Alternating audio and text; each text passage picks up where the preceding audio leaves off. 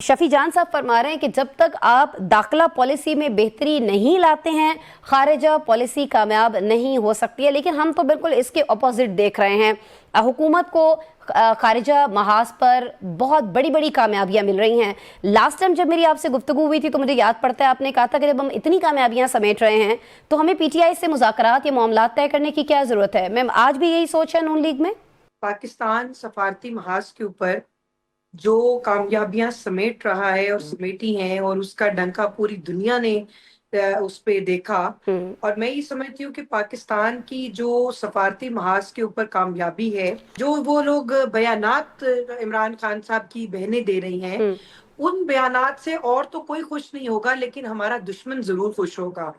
तो आप पहले ये सेट कर लें कि इमरान खान साहब की जो बहनें हैं वो किस एजेंडे पे काम कर रही हैं और क्या उन्होंने पाकिस्तान की वो खैर ख्वाह हैं, पाकिस्तान के साथ हैं, या उनका मकसद जो है वो नहीं, शुमाइला साहब वो लोग ये कहते हैं कि जाहिर है कि जब आप उनकी मुलाकात नहीं होने देंगे तो वो जाहिर है वो गुस्से में नाराजी इस तरह के बयानात देंगे। वो तो कहते हैं कि उनसे बड़ा तो हुब्बुल वतन कोई नहीं है। माजी में पहले भी बयानात दिए हैं। नहीं, नाराजगी गुस्से की बात नहीं है। आप माजी उठाकर उनका वो देख लें, उन्होंने पहले भी ये बातें की हैं। और ये जो मुलाकात पे जो अभी इस वक्त पाबंदी लगी है वो इस वजह से है कि देखिए, हर कोई आके बाहर अपनी सियासत चमकाने के लिए और अपने नंबर बनाने के लिए वो रियासत को, पाकिस्तान की हुकूमत को रियासत को चैलेंज करते हैं। और वो पाकिस्तान के जो लोग हैं, अवाम है, उनको इंस्टिगेट करते हैं, एंगेज करते हैं, उसमें इंस्टिगेट करते हैं कि अपनी रियासत के खिलाफ उठ जाओ, अपनी फौज के खिलाफ उठ जाओ, अपनी हुकूमत के खिलाफ उठ जाओ। मतलब आप देखिए, पाकिस्तान में अनारकी फैलाने की माजरत के साथ किसी को इजाजत नहीं दी जाएगी। पंजाब में भी, वफाक में भी, और तमाम जो दीगर सूबे हैं उनमें भी हम पाकिस्तान के आइन को और कानून को पामाल करने वालों को उनकी सजा भी मिलेगी।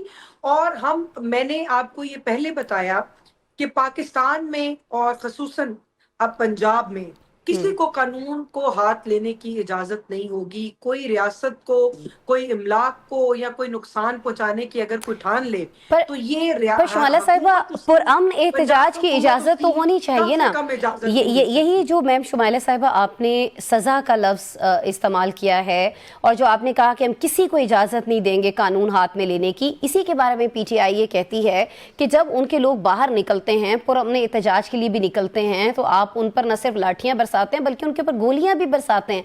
तो इस चीज का तयन कौन करेगा कि ये एहतजाज पुरअमन है, पुरअमन नहीं है? क्योंकि वो आप पर ये इल्जाम लगाते हैं कि वो कुछ भी नहीं कर रहे होते, तो आप उनके ऊपर मुश्तिल होने का इल्जाम लगाकर जो है वो चढ़ाई कर देते हैं।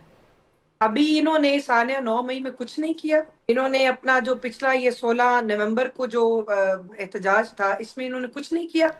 इन्होंने पाकिस्तान की इमलाक को नुकसान नहीं पहुंचाया, इन्होंने पाकिस्तान के इमेज को नुकसान नहीं पहुंचाया। इन्होंने हाजिर सर्विस जो एक आला अस्करी जो क़यादत है, उनके घरों के अंदर इन्होंने धावा नहीं बोला। क्या इन्होंने सरकारी अमलाक को नुकसान नहीं पहुंचाया?